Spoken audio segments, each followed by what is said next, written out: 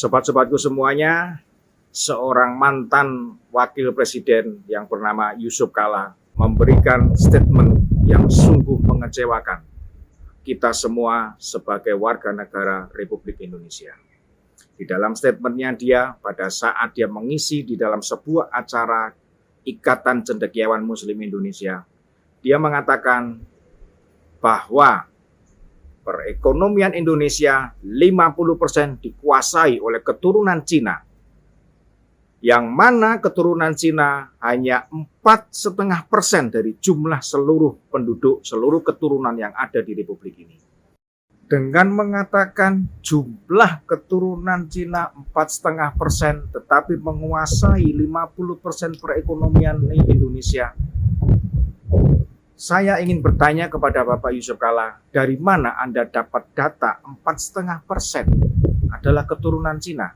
Sedangkan pada sensus penduduk tahun 2010, di situ jelas tertulis bahwa keturunan Cina adalah 1,2%.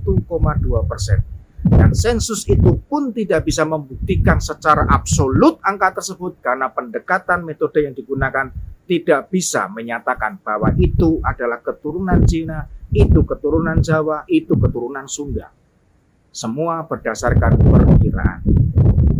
Ditambah lagi Anda mengatakan bahwa dari 4,5% ini menguasai perekonomian. Apakah Anda tidak bisa melihat bahwa ternyata masih banyak orang keturunan Cina yang menjadi tukang becak, keturunan Cina yang menjadi pemulung, keturunan Cina yang menjadi buruh kasar, yang dimana mereka adalah golongan rakyat Indonesia dengan ekonomi yang kurang beruntung.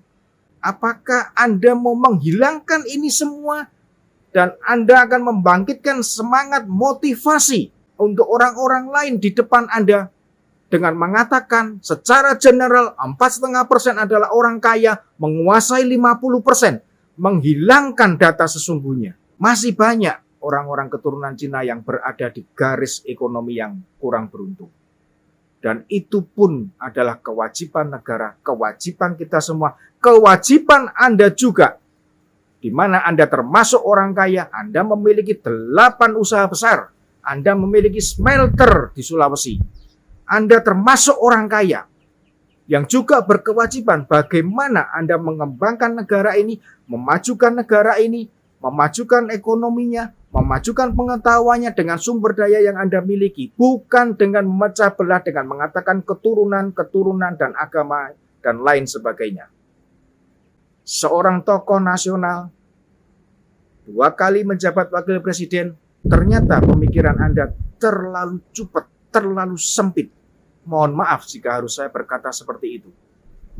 Semoga apa yang saya katakan ini adalah salah, dan semoga Anda memang seorang keturunan Makassar yang berjiwa nasionalis.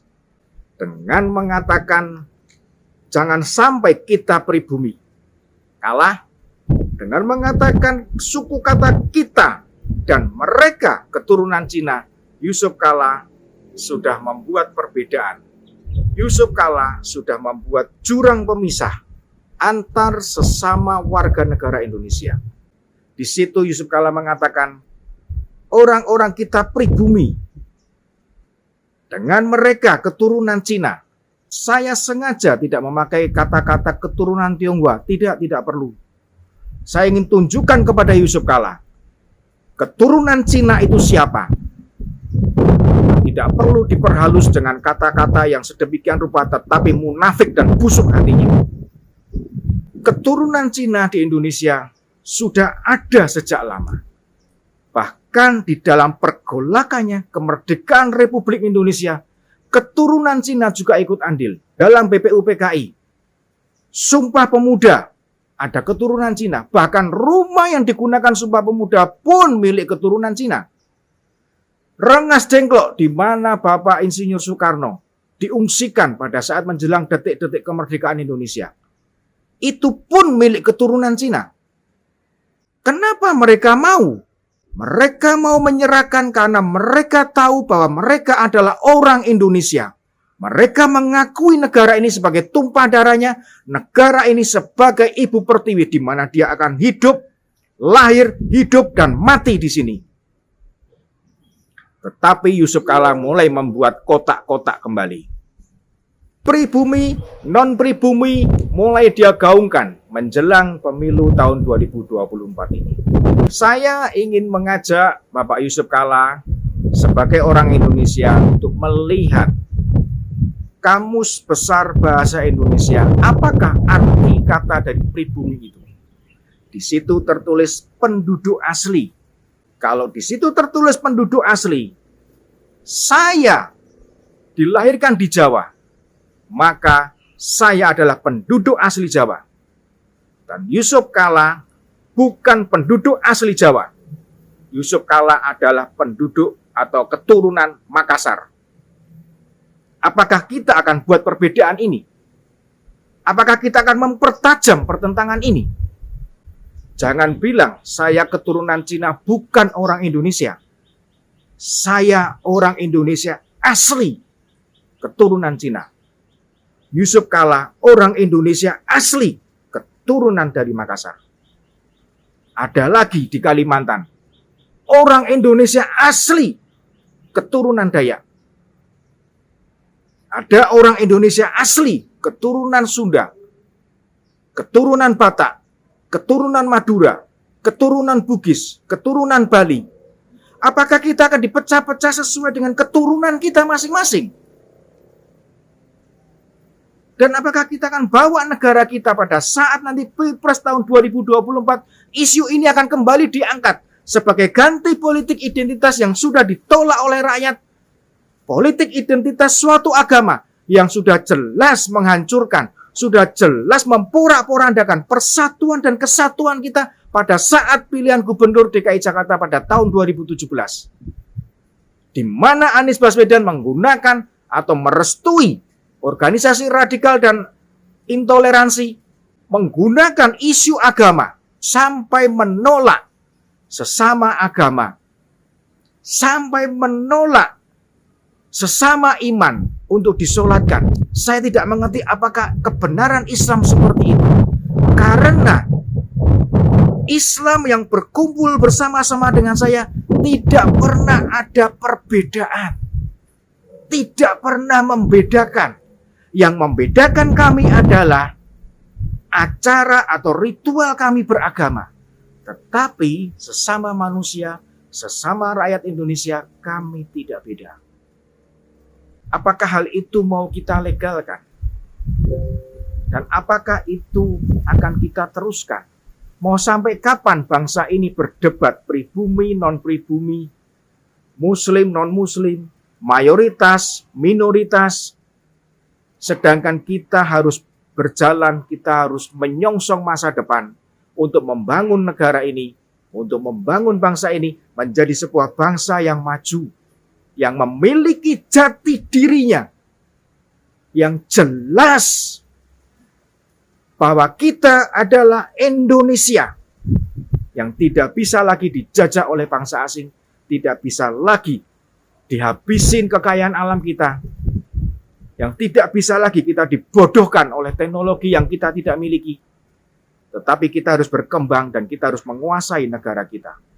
Marilah pada tahun 2024 jangan lagi kita berbicara atau kita membawa politik identitas yang berbau sara.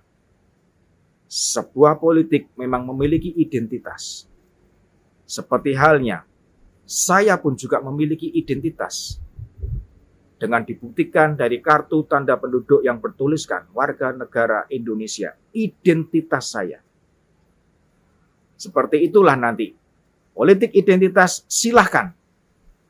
Identitas partai politik Anda. Identitas partai politik di mana Anda berada. Indonesia. Anda ingin menjuruskan kemana kampanye Anda. Itulah identitas yang harus Anda angkat. Bukan identitas suatu agama, bukan identitas suatu suku, ras, yang akhirnya bisa membuat pertentangan, perpecahan, pertengkaran di antara anak bangsa yang ada di Republik ini. Satu hal lagi yang ingin saya tunjukkan kepada Bapak Yusuf Kala, yang memang mau tidak mau, kita harus mengakui keberadaan mereka. Kita mau tidak mau kita harus mengakui kiprah mereka bahwa mereka pun ikut turut membantu berkembangnya republik ini. Masih ingat apa yang namanya Institut Teknologi Bandung, ITB? Didirikan oleh seorang yang bernama Phua Keng He. Di situ dia mengumpulkan dana sekitar ratusan ribu gulden yang tidak bisa diberikan oleh Belanda yang pada waktu itu menjajah Indonesia untuk mewujudkan sebuah sekolah.